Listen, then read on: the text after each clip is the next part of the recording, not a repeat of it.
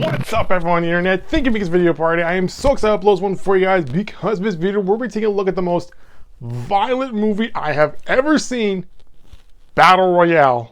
So this movie came out in Japan back in 2000 and is still probably considered to this day one of the most controversial movies ever made, given how it never had a US release date until 2011, more than a decade after its release. And I was told that if I want to expand my taste in foreign films, I should probably check out this film, mostly because of its intense violence. So after finding this movie on streaming, I was already interested during the opening credits that pretty much sets you up for this wild ride you're about to go on, where in the distant future, after following a recession, the Japanese government decides to pass an act that takes random troublemaking teenagers and puts them on an island where they can literally fight to the death.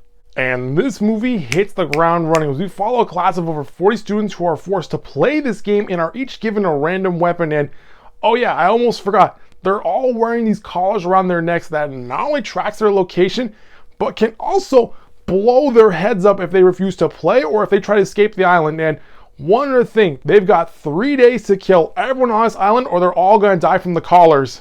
Let the games begin, and holy crap, it doesn't take long for things to go south when you see that first victim get taken out in the first few minutes of the game. And let me tell you, some of these deaths are pretty gruesome. I mean, mostly because the filmmakers are using practical effects.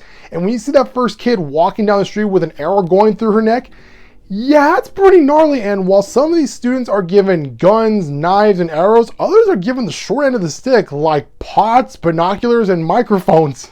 Anyway, while the overall movie is basically a last man standing kind of thing, it does have some story to it where you follow two students who are friends but are trying to be boyfriend and girlfriend, so it does have a young teen romance element. But aside from that, that's really all there is, as you're hoping for these two students to make it off the island that's quickly becoming a bloodbath. Now, the reason why this movie is so controversial mostly revolves around the fact that it depicts 15-year-old kids killing each other in all different kinds of ways, from shooting each other up with machine guns to slitting their throats and decapitating their heads. And I can understand why this movie gets so much heat for its violence, because when it came out in 2000, things were a lot different back then. But looking at it now, I can see how this movie has a lot of similarities between this and a film franchise that has lasted for over a decade and has a huge fan base. Stop me if you've heard this one. You have a dysfunctional society that needs to focus the crowd's attention on something other than the corrupt system, so you send a group of kids into an arena where they have to fight to the death, and we follow both a boy and a girl who are close friends and have to survive this whole thing. Why does that sound familiar? And that's when it hit me. This is the Hunger Games. So after I figured that out, I had to look into this, and apparently this movie came out way before the Hunger Games books were even published. Now, the writer says that she never saw Battle Royale, but if you watch Hunger Games and Battle Royale back to back, you can see how both stories are so similar. At the same time, if you look back at history, you can kind of see how this movie lays the groundwork for this kind of subgenre where you have dystopian futures that forces people to kill each other. Some examples include The Hunger Games, The Purge, Ready or Not, Gamer, and even Squid Games. Having said all that, while those movies do follow similar beats as Battle Royale, what makes them more noticeable than this movie is the fact that they were able to tell more interesting stories. And what I mean by that, the writing was done better, as opposed to Battle Royale, which almost feels like it was written by a high school student, because by the end of the movie, there were still a lot of unanswered questions. One of which is why these games even held in the first place, because when you look at the Hunger Games, those games were broadcasted all over the nation for all to see, whereas in Battle Royale, it almost feels like a weird social experiment that's only viewed by one person, and yet somehow the whole world knows about the winner. And that's another thing that also bothered me is, if you win this game, what's the grand prize? Well, I guess the grand prize would be surviving the whole thing, but this game never really does solve anything other than getting rid of a bunch of teenagers, so I guess maybe this helps with reducing the teenager population in Japan.